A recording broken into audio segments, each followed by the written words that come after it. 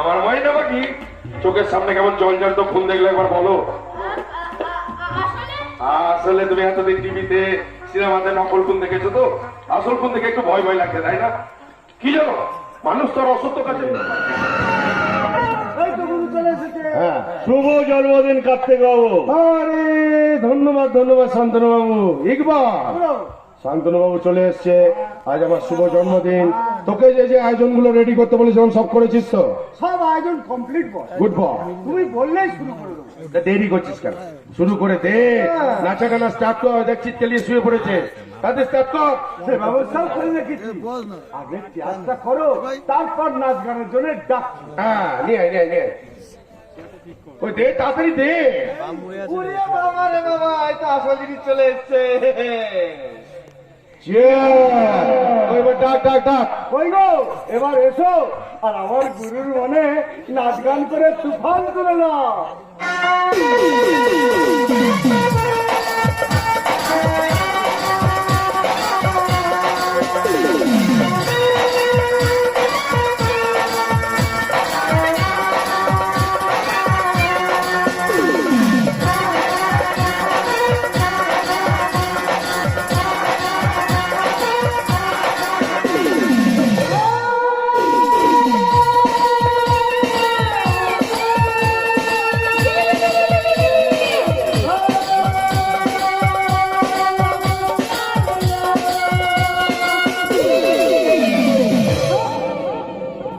যা বাবা, গান শেষ কেন? গান করো।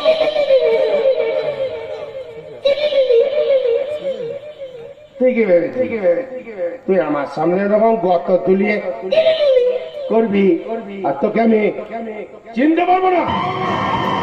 হ্যাঁ রে, তুই তো আচ্ছা ঢেটা ঢেটা মেয়ে ছেলে মাইলি। তোর এই শরীরটা নিয়ে আমি ছেলে খেলা করেছি, তবু তুই শুধু আসলি। সে ওই আমার পেছন পেছন ইলি লিলি ইলি লিলি করে ঘুরছিস। ওকে তো দেখছি আমার সোজাকে ওই শ্মশানে ছুড়ে ফেলতে হবে। তুমি ভুল করছো বস, ও তোমার পেছনে ইলিবিলি কাটতে আসেনি। তাই নাকি? ও এসেছে তোমার সঙ্গে হাত মেলাতে। আচ্ছা, আর আমি ওকে নিয়ে এসেছি। মানে? মানে আমি বলছি কার্তিক বাবু, ও বলো। আমি না অচেতন অবস্থায় রাস্তায় পড়েছিলাম। ও তাই? পুলিশ আমাকে হসপিটালে নিয়ে যায়, আমি ওখানে গিয়ে সুস্থ হয়ে গেলাম। আচ্ছা। তারপর ভাবলাম, এই জীবন রেখে আর কি লাভ? বাহ বাহ বাহ, যাই গিয়ে জলে ঝাঁপ দিই। তাও মরনি কেন? জলকে শুকিয়ে গেছিল? জল তাহলে উপচা বেরিয়ে এসেছিল বোধ হয়। ঠিক ঠিক। হ্যাঁ। হ্যাঁ। ইকবালদা আমাকে বাঁচিয়ে দিল। হ্যাঁ গুরু, আমি ওকে বোঝাই এইভাবে জীবনটা নষ্ট করে লাভ কি? যা হওয়ার তা তো হয়ে গেছে।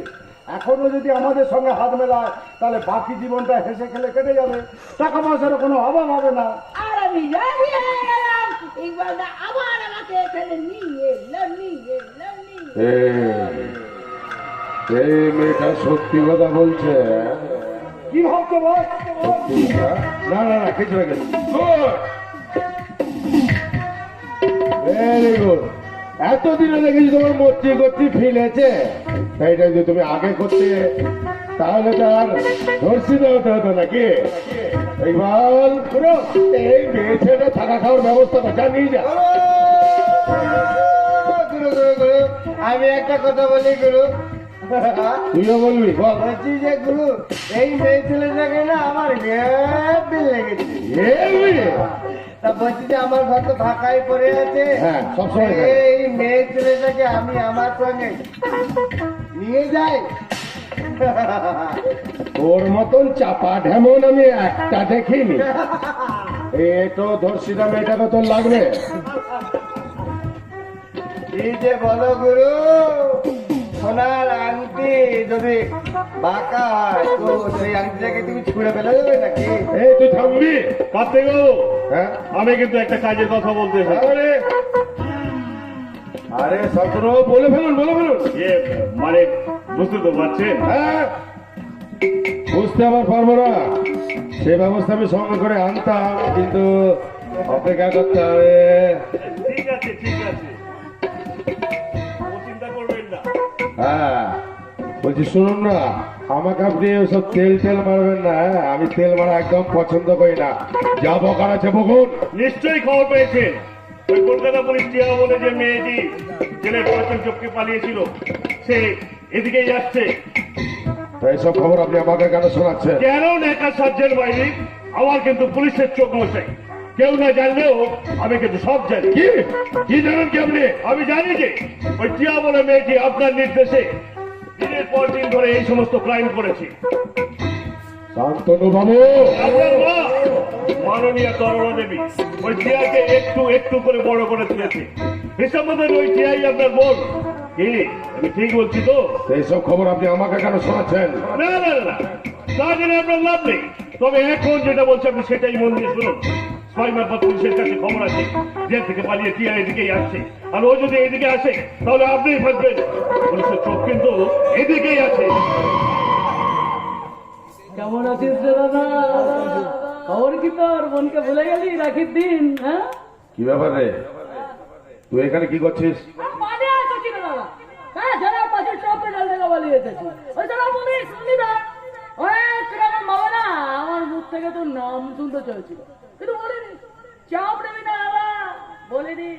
ওই যারা পুলিশ সারা শোন না, ওই যারা পুলিশ অনেক রকম আটকে রাখতে চেয়েছিল, কিন্তু রাখির দিন তারা কি করে আটকাবে? রাগ এটা গরমই করে।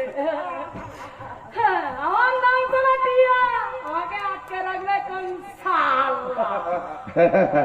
হ্যাঁ, ঠিক করবি।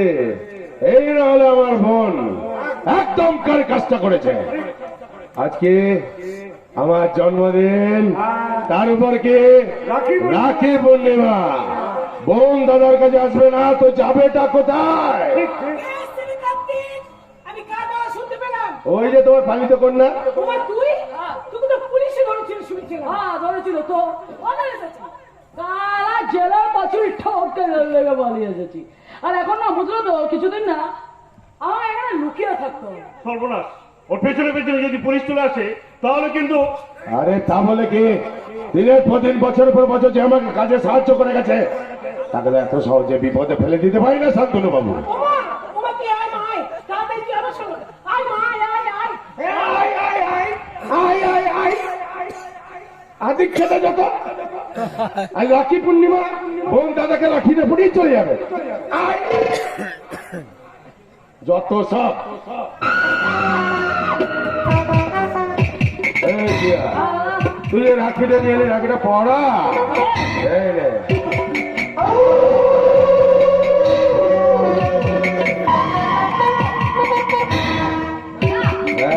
রাখি বড় না, তুই তো গিফট দিলি না, হবে কি জেল থেকে পালানোর সময় তোর থেকে একটা বিদেশি মাল এনেছি। আরে সাব্বা, এই না হলো আমার বোন। Gift gift gift gift gift তোকে তো একটা গিফট দিতে হয়। তুই আমার জন্য স্পেশাল গিফট এনেছিস, তোকে একটা গিফট দিতে হয়। তোর ওই জেল থেকে পাচ্ছিস টপকে পালিয়ে আসার আনন্দে, আর আমাকে রাখি বাড়ার আনন্দে তোকে একটা স্পেশাল গিফট দিতে হয়। একবার দিই নাকি? হ্যাঁ দিই নাকি? হ্যাঁ দেবো দেবো।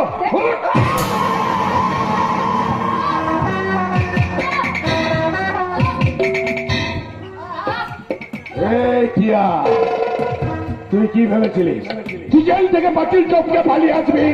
তোর পেছন পেছন পুলিশ আমার এলাকায় ঢুকবে, আর আমাকে সবার সামনে গিয়ে কোমরে দড়ি বেঁধে হির হির করে টানতে টানতে নিয়ে গিয়ে ওই জেলে পুড়বে, তাই না? তুই বসে বসে আমার সাজানো সাম্রাজ্য দখল করবি না? না না, এত সহজে তোর হাতে আমি আমার সাজানো সাম্রাজ্য তুলে দেবো না।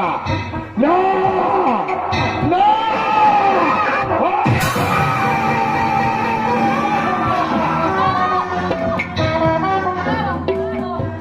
শুভ রাখি পূর্ণিমা।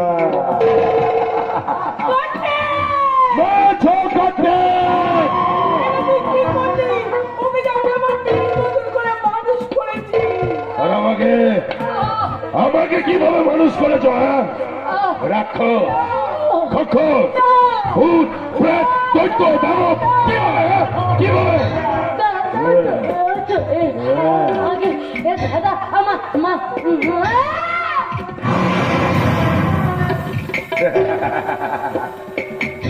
এ মা, তোমার পালিত কন্যা টিয়াছে ঘুমিয়ে পড়ল গো। আয় রে আয় দিয়ে নাই ভরা দিয়ে এইবার যা যা পিয়া লাশটা নিয়ে গিয়ে মাটিতে পুঁতে দে, যা জানি যা।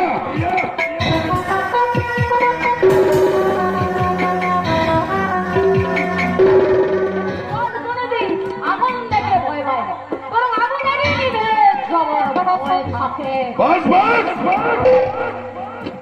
আমার হাতে অস্ত্র দেখে তোর ভয় করছে না, কিন্তু ডায়লগ শুনে শুনে আমার কান পচে গেছে। কি বললি?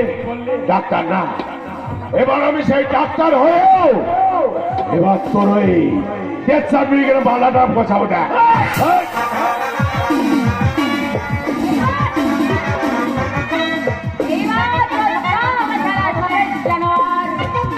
রাজকুমারী তুই এখানে চলো, একদম একা একটা কালো নিঃসন্ন অন্ধকার তোকে চারদিক থেকে ঘিরে ধরেছে। আজ থেকে শুরু কর, তুই তোর মৃত্যু চিনবে না।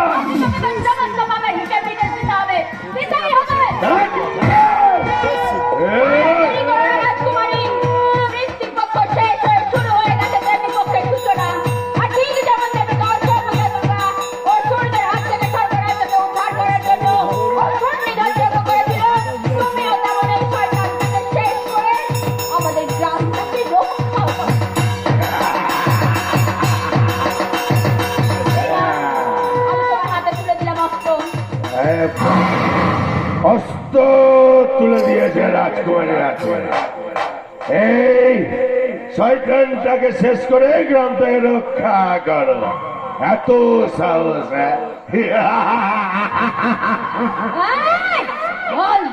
বল আমার এই সবুজ সরল মায়ের বড় গ্রামটাকে কেন ধ্বংস করতে চাইছিলে?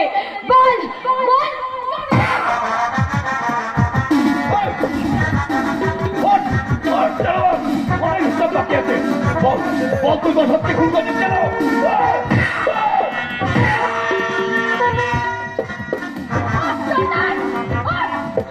আমাদের ভালোবাসা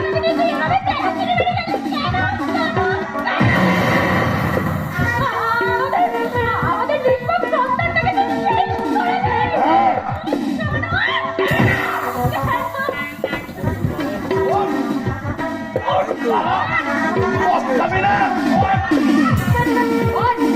বল আমার পটিয়াকে কেন ভোগ করেছিস? বল নিজের মাকে কেন পৃথিবী থেকে সরিয়েছিস? বল বল কেন, বল কেন, বল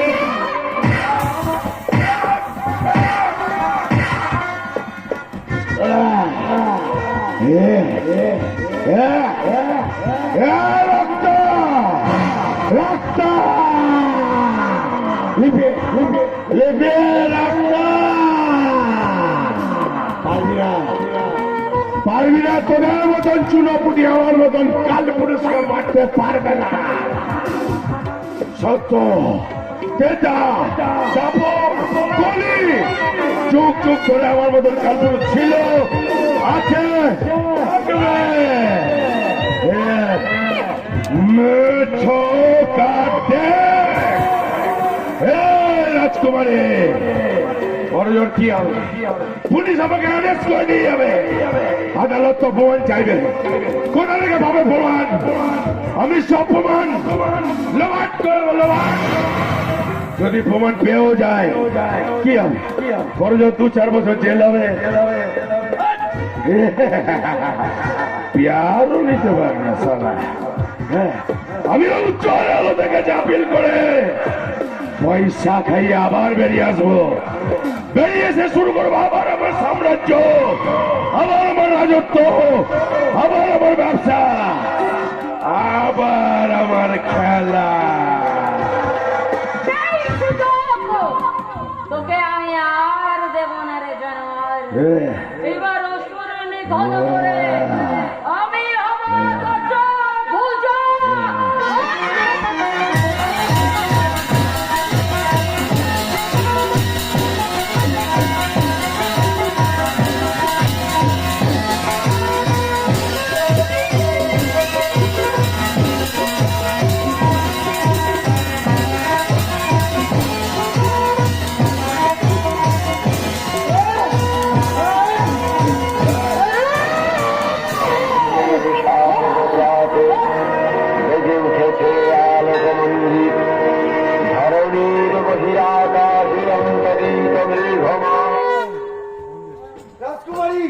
রাজকুমারী তুমি এই কি করলে? এবার যে তুমি আইনের চোখে অপরাধী হয়ে গেলে। হয়তো